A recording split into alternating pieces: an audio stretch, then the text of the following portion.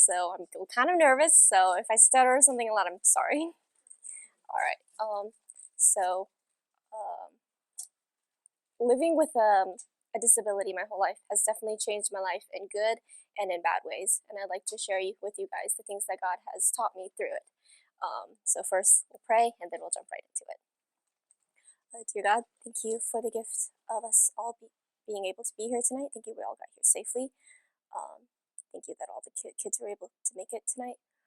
Please be with me and be able just to speak your wisdom through me, and for tonight not to um, go without any, just go without any interruptions.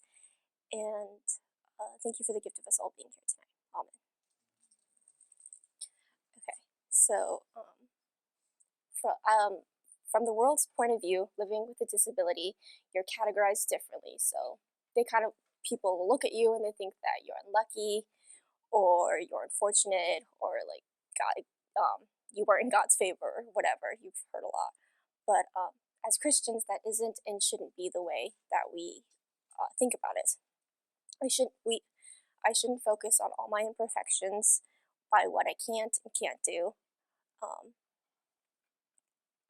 Sorry. And before and even after I became a Christian, I would question my worth and God's plan for me and be confused on why He would choose this path for me. And not just for me, but for others in the world. But getting out of that mindset of what all I couldn't do, instead asking, how can I glorify Him through my weakness, instead of complaining or protesting against it to Him all the time. Disabilities aren't a punishment, rather, they provide a platform for God's glory to be revealed, not just in the lives of the disabled, but in the lives of everyone around them. So there are 2 points that in my journey that helped me through that I would like to focus on and share with you guys tonight. The first one is how everyone's path is chosen by God, no matter where you come from or anything.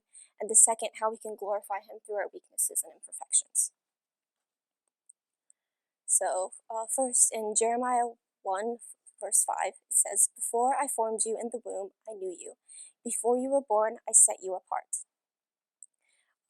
I love all of Jeremiah, but I really love this verse for how it just communicates and shows us how God didn't just allow bad things to happen to us; He chose it purposefully.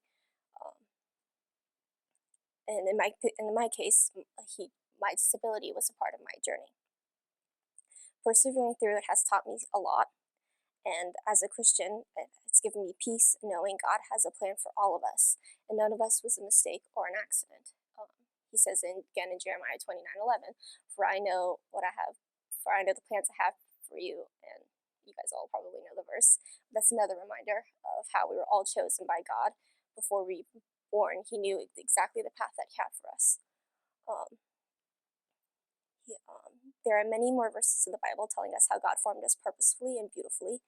As Kyle mentioned last week in Psalms 139, we are fearfully and wonderfully made. It should give all of us, and it gives me a lot of peace going through our life to grow in our journey in faith. As someone who struggled a lot to accept the way I was, it didn't help me if I was hung up on all the things that I couldn't do. But my inherent worth and value were not defined by my abilities, but by my being a bearer of God's image. God loved me before I was even born, and it's a good reminder that I shouldn't be focusing on all my imperfections, but how me glorifying God through my struggles. Living with my disability has definitely taught me, has humbled me a lot. I used to be hung up on, I had a lot of pride issues because I didn't walk the same way as other people, or I didn't look what I thought normal people should look like. But He humbled me a lot through that. He's taught me how to be more patient because there are a lot of things that I realized I couldn't do when I got older. And so He's taught me a lot of patience through that, which has taught me to lead more with love. So, like, if others have to be patient with me, it's taught me, like, to lead with love with other people. And it's brought me even closer to my journey with God.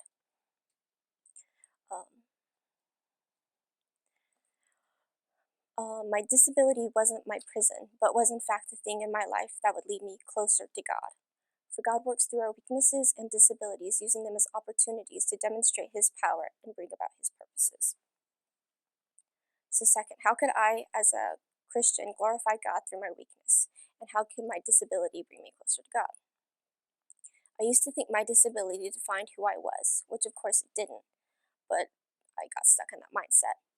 But it also helped me find my worth in something greater than if my legs had worked.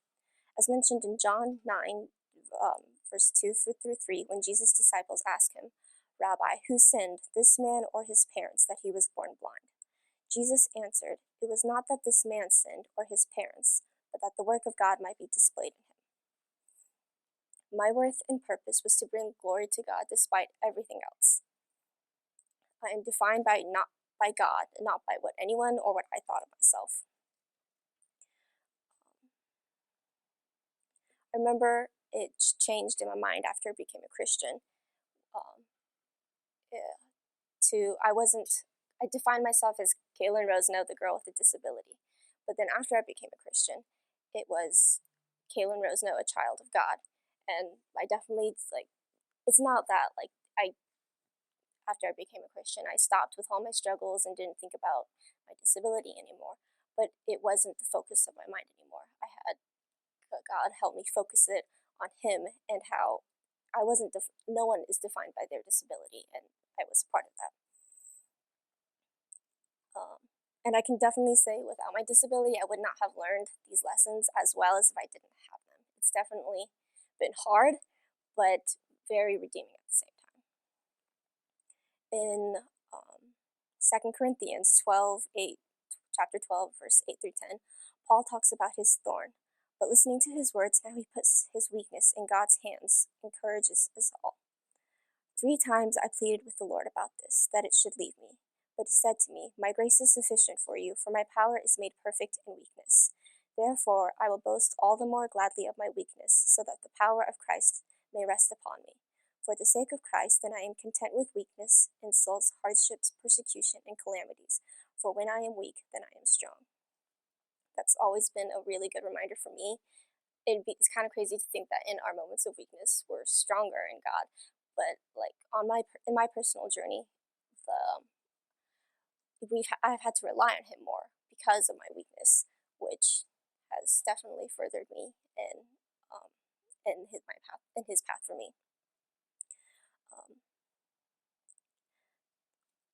this verse also reminds us that in our moments of weakness and vulnerability, we have a unique opportunity to lean on God's strength and witness His power.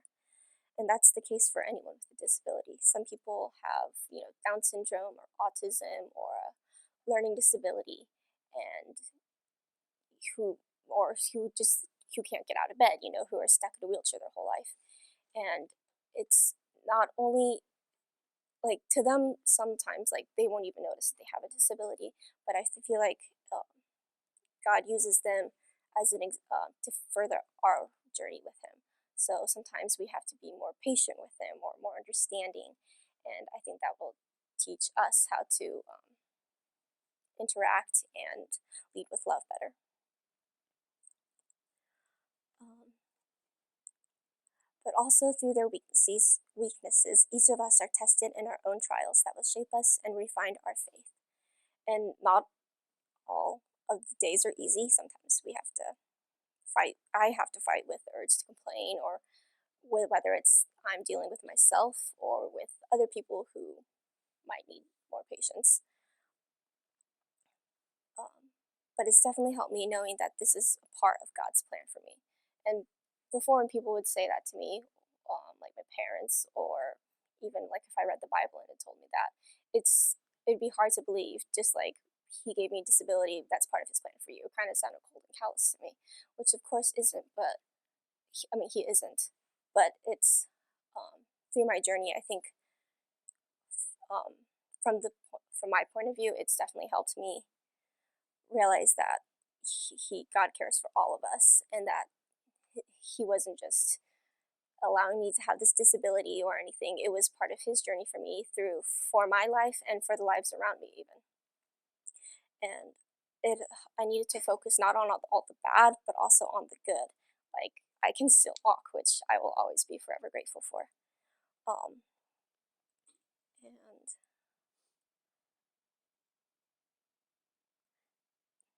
sorry, give me a moment.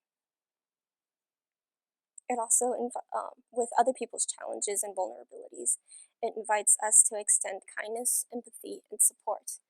Um, I have a lot of siblings who have disabilities, and my experience with them, I definitely had to be more patient and kind and humble.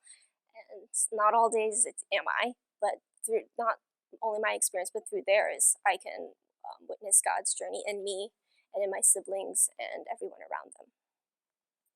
Um, and it has inspired humility and dependence on God, not only um, through them, but as me witnessing how they also journey through their life without a disability.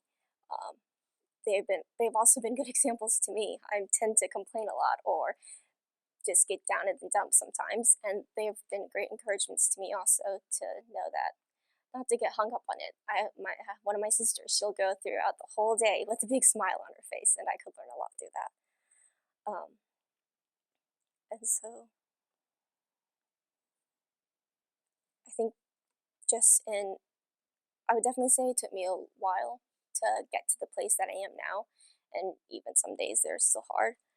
But being in God's Word all the time and seeing the examples around me and just following this path with God has definitely led me to a more peaceful and understanding of His plan for me, and no matter what path that takes. And then the last thing I wanted to say is I wanted to thank everyone here actually, because ever since I joined youth group, not once have you guys ever made me awkward or ashamed or out of place, but you guys welcomed me and my siblings and some of my friends, and that's exactly what we're supposed to do as Christians. So I just wanted to say thank you, and that's all I have to say.